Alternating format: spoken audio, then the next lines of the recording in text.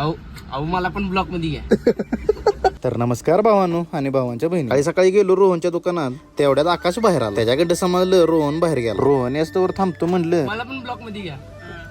तर भावाची इच्छा होती आपल्या ब्लॉग मध्ये. त्याची इच्छा पूर्ण केली आणि रोहनकडं कटिंग करून घेतली. कारण आज संध्याकाळी होतं आपल्या भावाचं गाव. मस्तपैकी तो रेडी झाले होते, आधी शूट करून घेतलं. नंतर आम्ही गेलो गावातल्या देवांना पाया पडायसाठी. जाता जाता हिमस अशी बघत होती, असं वाटत होतं तिला पण गावदेवला यायचं होतं. गावात गेलो आपल्याला सावकार भेटला आणि त्याच्यासोबत होता आपला छोटा फॉलोअर्स.